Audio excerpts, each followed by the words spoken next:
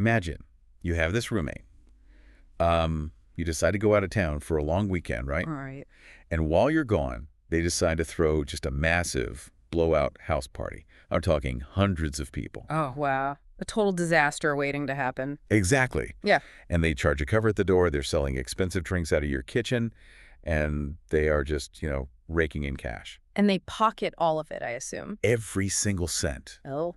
Then Sunday morning, they pack their bags, move out entirely, and leave you completely alone in a trashed house. Yeah. Ruined carpets, broken windows, and just a mountain of toxic garbage in the living room. Yeah, and to make matters worse, the landlord is knocking on your door expecting you to pay for the cleanup out of your own pocket. It is the ultimate bad deal. Okay. Like, they get all the money and all the benefit, and you get all the mess and the liability. Economists actually have a very sterile academic term for that trashed living room. Oh, what is it? It's called an uncosted externality. Uncosted externality. Hey. Right. It basically describes the cost of doing business that the business itself manages to avoid paying for. The burden is simply shifted onto someone else, usually the public or the environment. So it's the classic story of gains being privatized while the losses are socialized. Exactly. Well, today's deep dive into our stack of sources is going to explore what happens when that dry economic theory becomes a devastating physical reality. And the emotional arc of the historical material we're looking at today is honestly quite rare for us. It really is.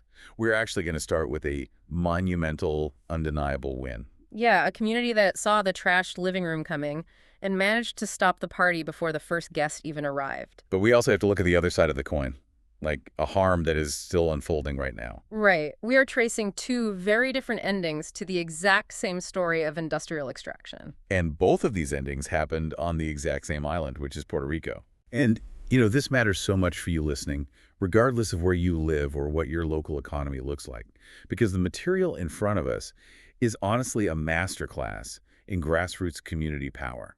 It really breaks down long-term organizing tactics. It does. But more than that, we are going to expose the invisible economic structures that dictate who benefits from our modern conveniences and who pays the ultimate price for them. Because it fundamentally comes down to agency. Like when a multinational corporation backed by government incentives comes to town with a plan that will alter your landscape forever. Who actually holds the power to refuse? Right. And to understand the sheer scale of the victory we are going to look at first, we really have to wind the clock back to the 1960s and 70s. Yeah. The sources paint a pretty vivid picture of a territory facing intense economic pressure at that time. Puerto Rico was dealing with widespread poverty, a desperate need for stable jobs, and a government severely lacking in revenue. So the government was actively searching for a silver bullet, essentially, to boost the economy. They initiated these geological surveys of the island's central mountainous spine. Cordillera Central. Right. This lush, rugged region touching municipalities like Adjuntas, Utuado, and Lares. And beneath the surface of those mountains, the surveyors confirmed the presence of something highly lucrative. Gold, silver, and massive amounts of copper. Yeah. Geologists had mapped out these rich porphyry deposits. And the government's strategy, which became associated with a broader development initiative known as Plan 2020, was to license international mining companies to come in. To extract those metals and kickstart a new industrial era for the island's interior. Exactly. I want to pause on the geology for a second, though, because the term porphyry deposit is central to understanding why this was such an existential threat. It really is. Because when I initially read copper and gold mining in the sources, my mind went straight to like the old cartoon image of a prospector with a pickaxe, or maybe a neat little tunnel bored into the side of a mountain following a shiny vein of metal. Right, like a Minecraft block or something. Exactly. But looking at the scientific literature, that is not at all what was sitting under the Cordillera Central. Not even close. Porphyry deposits are a completely different beast. They form deep underground when magma cools over millions of years. And the metals, the copper, the gold, the silver, they don't clump together into neat, easily extractable veins. So how do they sit in the rock? Well, they crystallize as tiny, almost microscopic flecks scattered throughout massive, massive volumes of incredibly hard rock. Meaning you can't just dig a tunnel, load up a cart with high-grade ore, and leave the rest of the mountain intact. No, tunnel mining for a porphyry deposit is completely economically unviable. The concentration of the metal is just too low. I mean, we are often talking about a fraction of a single percent of valuable metal per ton of rock. Wow. So the math only works if you operate on a scale of absolute brute force. You essentially have to blast and scrape away the entire mountain. You have to build an open pit mine. You detonate explosives to shatter millions of tons of bedrock, scoop it up with excavators the size of houses, and dump it into crushers. And then you treat that crushed rock with chemical leaching agents, right, to separate those microscopic flecks of metal from the waste. Exactly. So the scale of the government's proposal in the 1970s is just staggering when you view it through that lens. The blueprints didn't just outline a single hole in the ground. No, they identified roughly 17 distinct ore bodies. 17. And the footprint spanning across the Cordillera Central was projected to be tens of thousands of acres. Yeah, the figure that repeatedly surfaces in the historical accounts is upwards of 35,000 acres slated for this type of extraction. 35,000 acres. And we have to place that footprint into its geographic reality. The Cordillera Central isn't just a bunch of rocks. It's the ecological heart of Puerto Rico. Because of its elevation, it intercepts the trade winds and captures massive amounts of rainfall. It is the primary watershed for the island. Right. The rivers that originate in those mountains flow downward, supplying the drinking water and agricultural irrigation for hundreds of thousands of people living on the coasts and in the valleys below. So the proposal to introduce heavy machinery, industrial explosives, and massive chemical leaching operations wasn't just a matter of, changing the scenery. They were proposing placing tailings ponds at the highest point of the island's hydrological system. Right, and tailings ponds are essentially massive artificial lakes filled with toxic waste rock and chemical runoff. And gravity does the rest. Any spill, any leak, any heavy rainfall event that breaches the containment dam? It would send heavy metals and industrial acids directly into the primary water supply. Looking at all this, I find myself struggling with the historical context a bit. I want to play devil's advocate for a second. Let's put ourselves in the shoes of a Puerto Rican government official in 1975. The territory's economy is struggling. Poverty is high. The global demand for copper is booming. If you are a policymaker tasked with lifting your people out of poverty, isn't licensing international mining conglomerates to monetize your natural resources exactly the kind of economic development you are supposed to pursue? From a purely mid-20th century macroeconomic perspective, yeah, it appears entirely rational. You possess an idle asset, you invite foreign capital to activate it, which creates immediate construction and operational jobs. And you collect licensing fees and taxes. Right. But this is the exact moment the uncosted externality enters the room. The trashed living room. Exactly. The international mining companies would come in, extract the raw metals, and ship them off-island for processing and sale. The profits would be expatriated to corporate headquarters in New York or London or wherever. And what is left behind? A landscape permanently scarred by 35,000 acres of craters. The destruction of generations of agricultural land. Massive permanent toxic tailings ponds requiring perpetual maintenance. And the severe ongoing risk to the water supply of hundreds of thousands of citizens.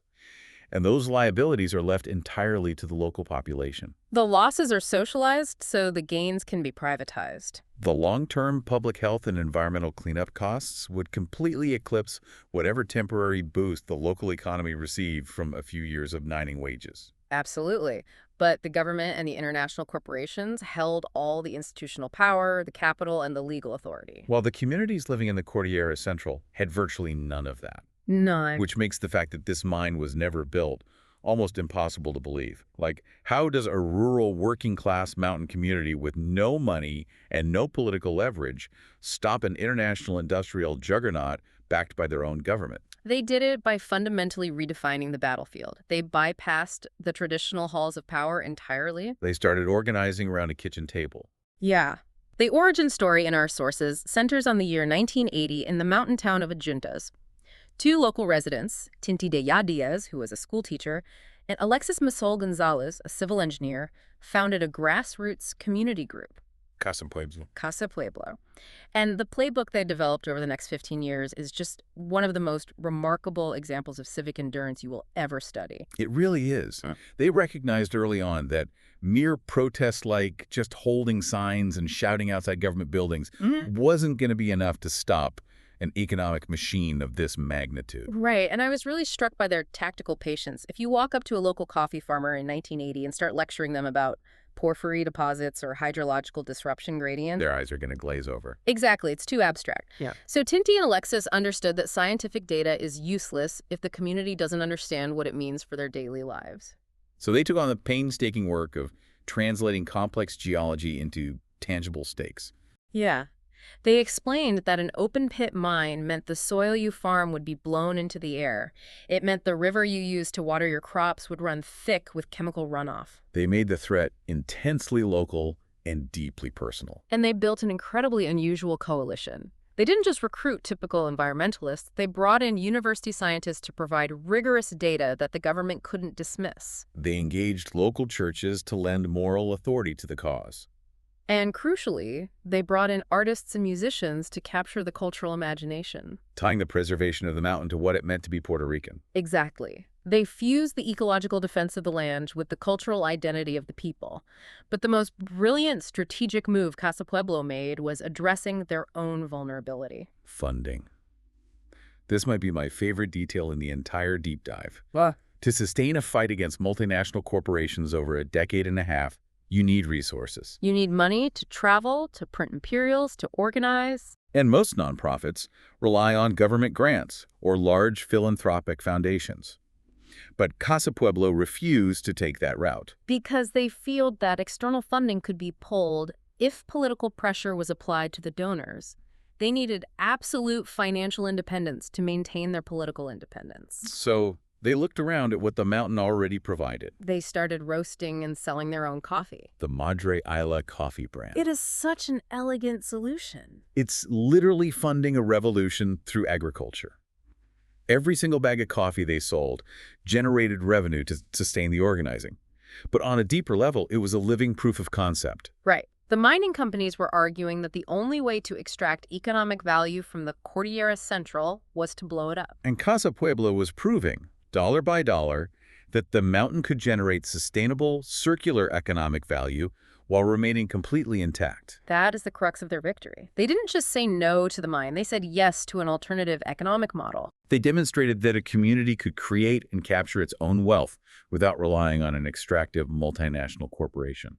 And that financial engine gave them the incredible stamina required to keep the pressure on for 15 relentless years. 15 years. And the culmination of that stamina is just a masterstroke of legislative strategy. The massive public opposition Casa Pueblo generated eventually made it politically toxic for any administration to greenlight the specific mining concessions. But they didn't stop there, because they knew that as long as the minerals were in the ground, the threat would always return. Right. A new governor comes in, and suddenly the mine is back on the table. Exactly.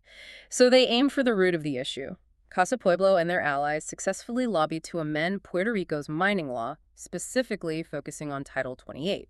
They secured a legal prohibition that banned the extraction of metallic minerals using open pit or strip mining methods. When I first read that, I had to stop and reread it to fully grasp the genius of it. They didn't ban mining entirely. Because that would have sparked a massive philosophical and legal battle about resource rights and economic development that they might have lost. Right. Instead, they just banned the method. It's a loophole executed in reverse. Because we discussed the geology of porphyry deposits earlier. What is the defining characteristic of those trace minerals? You can't tunnel for them. The only economically viable way to get the copper out of the rock is through an open pit operation. So by banning the open pit method, Casa Pueblo effectively neutralized the entire industry without having to ban the industry itself. It was a surgical strike against the specific mechanism of the externality. The legacy of that surgical strike is a physical place you can actually visit today. In 1996, the government finally transferred management of the land that would have been ground zero for the crater to the community. It became the Bosque del Pueblo, the People's Forest.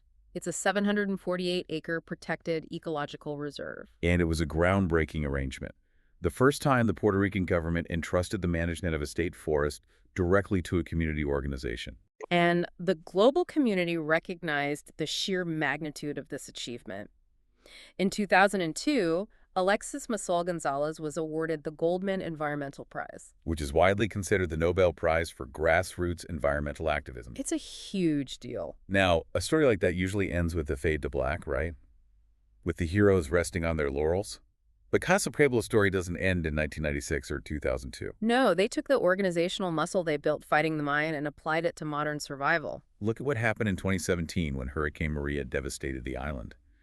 The centralized power grid, which relies almost entirely on imported fossil fuels, collapsed. People in the mountains were without electricity for months. It was a prolonged humanitarian disaster. But Casa Pueblo had spent nearly 4 decades building profound trust and organizational capacity in Adjuntas.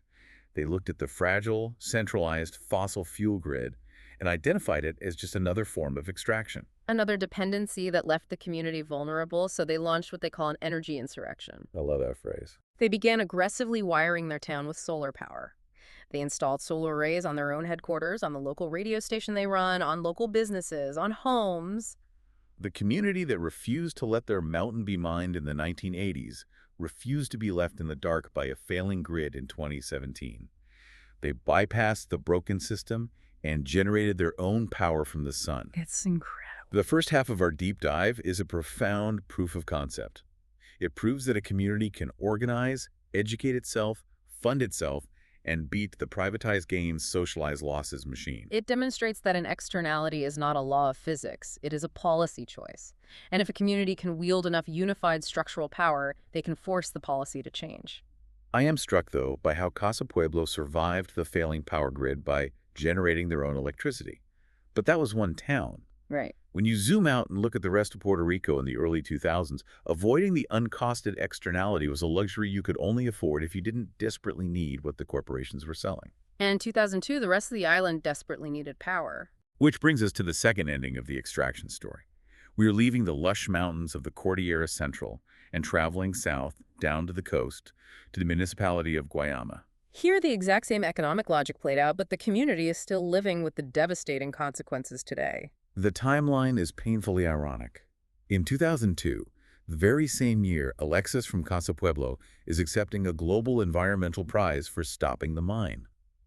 A massive multinational energy company called AES Corporation opens a sprawling coal-fired power plant in Guayama. They enter into a 25-year contract with PREPA, the island's public power utility. Now, to understand why the government welcomed a coal plant to the island, we must be scrupulously fair and examine the intense pressures PREPA was facing. The island's power infrastructure was aging rapidly and was overwhelmingly dependent on petroleum-burning imported oil to generate electricity. And globally, oil prices are volatile and expensive. Extremely expensive. Puerto Rico historically pays some of the highest electricity rates of any jurisdiction under the U.S. flag. So AES approached the government offering a massive, stable block of baseload power. Hundreds of megawatts. Right, at a significantly lower cost per kilowatt hour than the aging oil plants could manage. Let's be real about what that means for a society.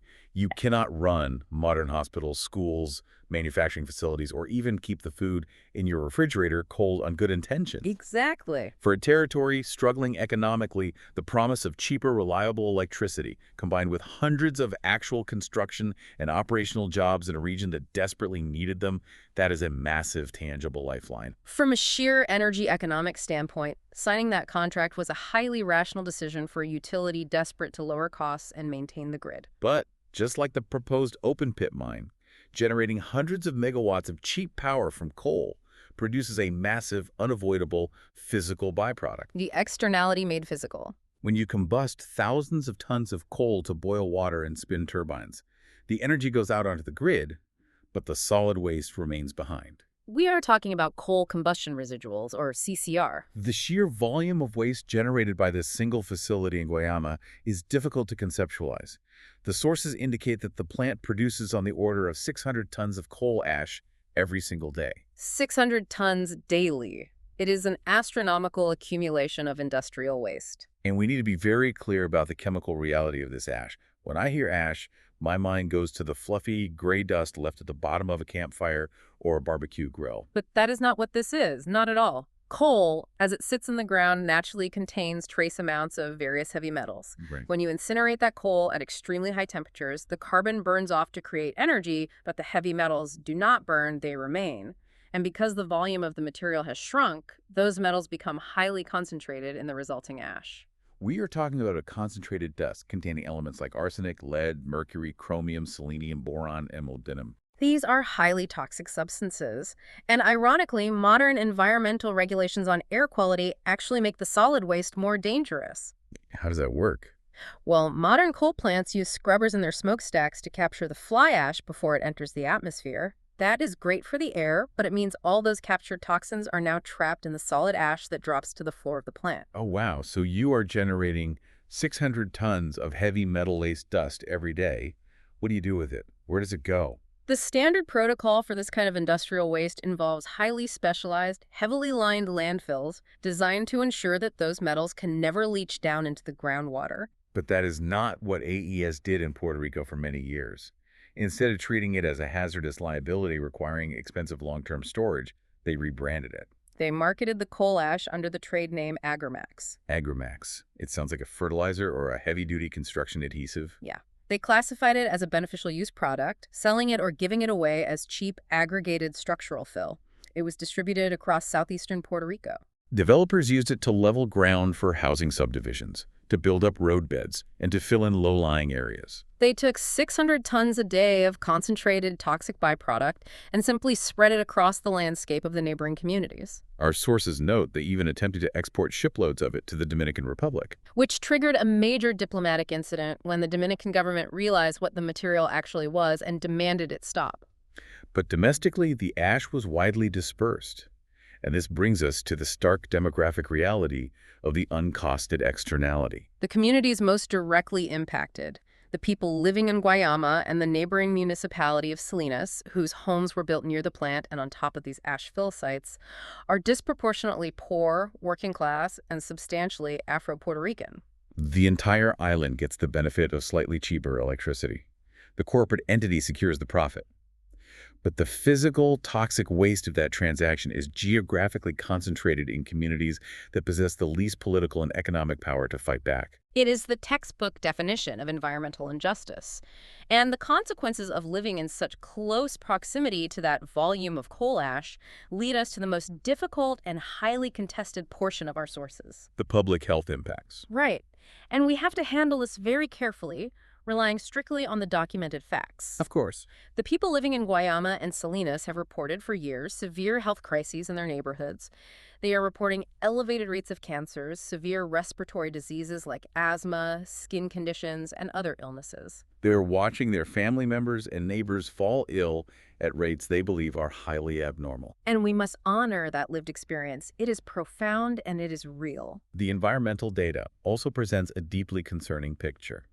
The U.S. Environmental Protection Agency mandates groundwater monitoring around the AES facility. And that testing has confirmed the presence of contaminants in the groundwater, specifically elevated levels of sulfate, molybdenum, boron, lithium, and selenium that exceed federal safety thresholds. So if I am a layperson looking at this, I see a community reporting high cancer rates, and I see the EPA reporting toxic heavy metals leaching into the groundwater from a mountain of coal ash. To me, that sounds like a closed case. The plant is making them sick. I know.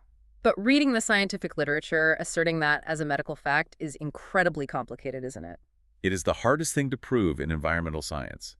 The gap between common sense and epidemiological certainty is massive. Proving a direct, unquestionable causal link between a specific pile of ash and a specific cancer cluster requires demonstrating a definitive pathway of exposure and ruling out all other environmental, genetic, or lifestyle factors. It's like standing in a crowded room full of smoke and trying to legally prove exactly which cigarette caused a specific person's lung cancer decades later. That is exactly the challenge. Because cancer has so many triggers, the scientific community and regulatory bodies treat the community's claims as serious allegations under rigorous ongoing study. But legally and medically asserting definitive, proven causation between the Guayama plant and specific community illnesses is a threshold that current scientific consensus has not yet universally crossed. But regardless of when or if the definitive epidemiological verdict is handed down, the terrifying reality remains. Thousands of people are living with the daily fear of contamination. Every time the wind blows dust from the massive ash pile at the plant, or every time heavy rains flood the area, the anxiety is palpable. And this is not historical retrospective. No, this is a massive unfolding policy fight right now. In 2025 and 2026, the battle over the future of the Guayama plant is at a critical juncture. Over the past decade, grassroots pressure has forced regulatory changes. The EPA tightened federal CCR rules in 2015. And following the sheer terror of Hurricane Maria in 2017, when residents literally watched hurricane-force winds hit the uncovered ash piles, the Puerto Rican legislature passed laws restricting the deposition of ash on the island. And there was a light at the end of the tunnel, wasn't there?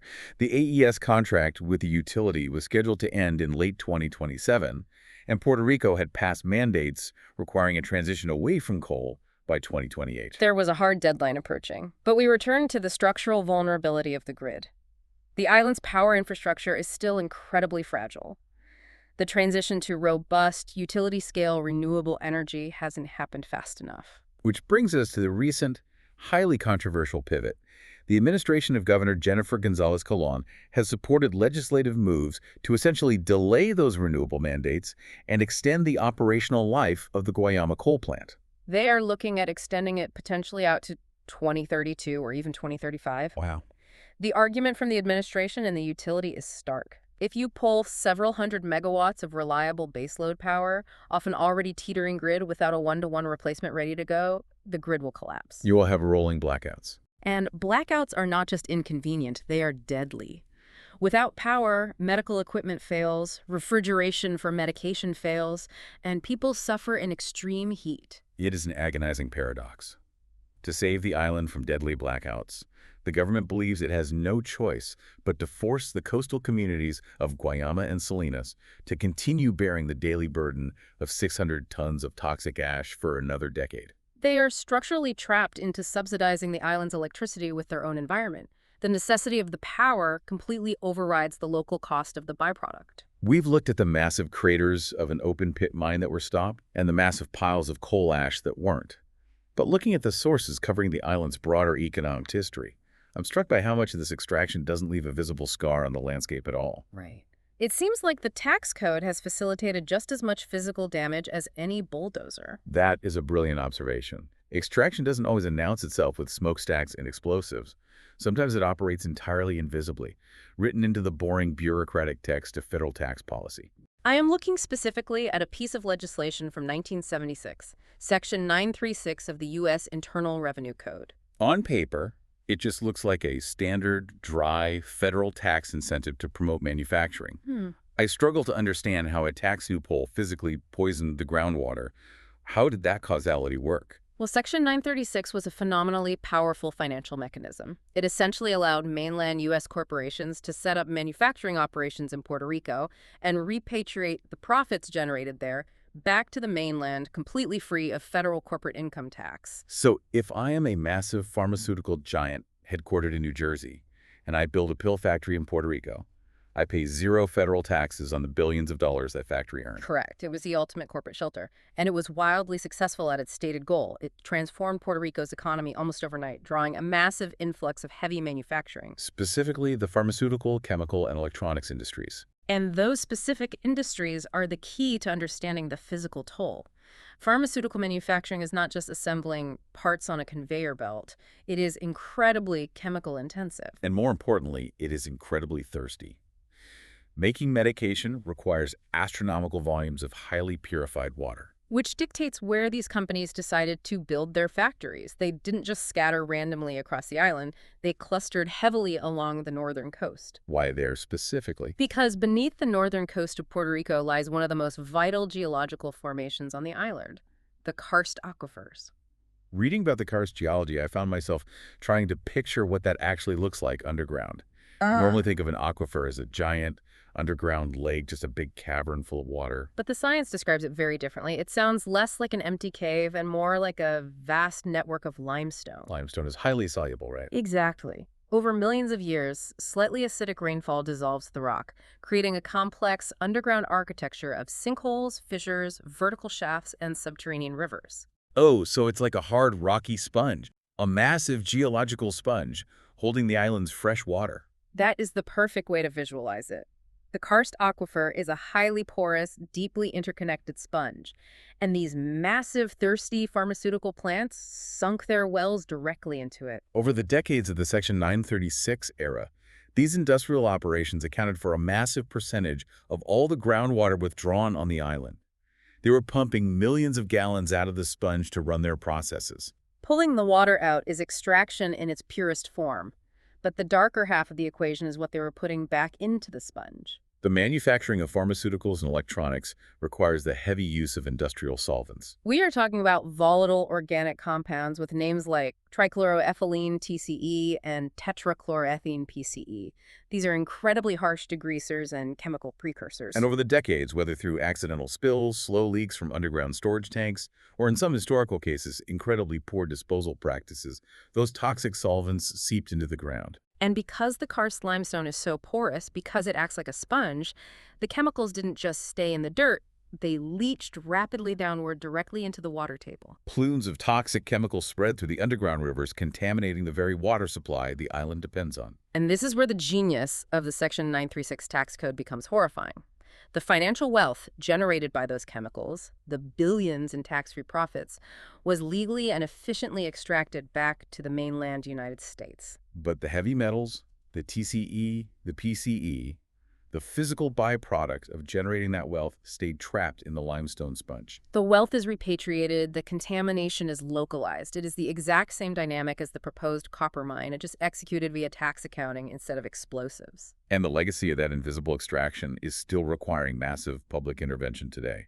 Our sources show that since 1983, the EPA has designated roughly 10 different Superfund sites just within the northern corridor, spanning from Arecibo to Barceloneta to Dorado. Superfund sites are the federal government's highest priority toxic cleanup designations. Right, and Section 936 was eventually phased out by the U.S. Congress, fully expiring in 2006.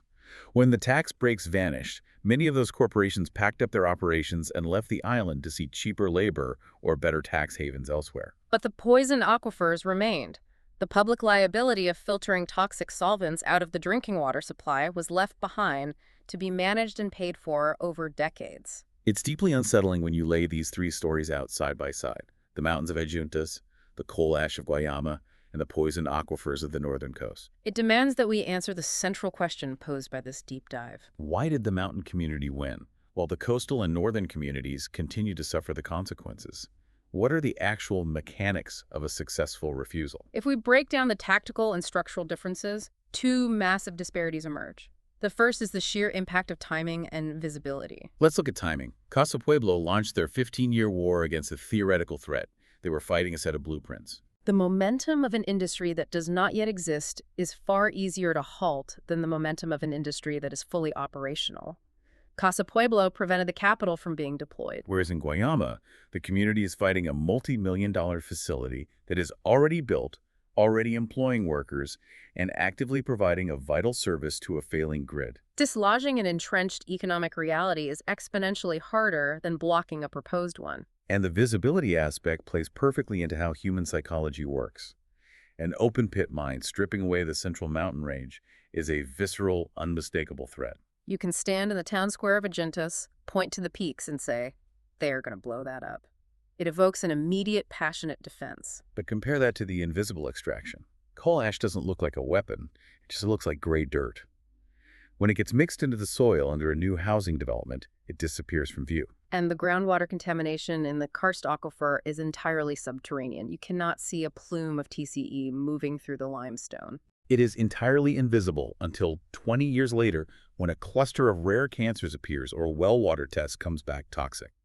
It is incredible. The true centers of power and profit are insulated from the local consequences. When the CEO making the decision or the congressman writing the tax loophole doesn't live downwind from the coal plant or drink from the karst aquifer, the uncosted externality is incredibly easy to ignore. The territory is structurally positioned to serve as the sink for the physical costs of mainland profits. That lack of overarching political agency forces local communities to fight incredibly asymmetrical battles. Casa Pueblo won because they recognized that asymmetry and built a coalition so locally powerful that it overwhelmed the traditional power dynamics. But in areas where the community lacks that specific cohesive organizing, or where the economic necessity of the industry is too great, like the need for power in Guayama, the externality prevails. So, drawing all of this together, what are the practical takeaways for you, the listener? Because whether you're listening from a territory, a massive urban center, or a quiet rural town, the machinery of the uncosted externality is operating around you. A new factory, a new data center, a new highway. Someone is capturing the value, and someone is absorbing the cost. The crucial lesson from our sources is that environmental protection is rarely just a debate about science. Casa Pueblo didn't win simply because they proved that open-pit mining is ecologically destructive. Everyone already knew that. They won because they understood structural power. They spent 15 years relentlessly translating hydrology, generating their own autonomous funding through agriculture, and surgically altering the legal framework of the island to ban the specific mechanism of their destruction. They out-endured the corporations. Meanwhile, the community in Guayama is fighting a battle not just against a corporation, but against the structural vulnerability of their own society. They are fighting the island's desperate need for cheap, reliable baseload power. Until that underlying vulnerability is resolved, perhaps through the exact kind of decentralized solar energy insurrection that Casa Pueblo is currently modeling in the mountains, the coal ash will likely continue to accumulate. The contrast is stark, and it leaves us with two very different endings to the same story of extraction. We began high in the mountains of Adjuntas, walking through a lush forest that only exists today because a small group of people spent 15 years organizing over coffee to protect their watershed. They saw the uncosted externality approaching, and they successfully refused it. And then we crossed the island to the coast of Guayama, looking at a community that still breathes the toxic dust of cheap electricity, grappling with an externality they do not yet have the power to shake. It proves that the trash living room is not an inevitability. It is a design choice. It really is. That is the exact thought I want to leave you with today to mull over. The contrast between Adjuntas and Guayama proves that an externality is not a law of physics. It is a policy choice made by those in power. If one small mountain community, armed initially with nothing more than education, sheer willpower, and local coffee, can literally rewrite a mining law to save their home, what would it take to redesign our broader economic systems? What would it take to build a world where the people who are asked to bear the environmental risks are actually the ones holding the power to refuse?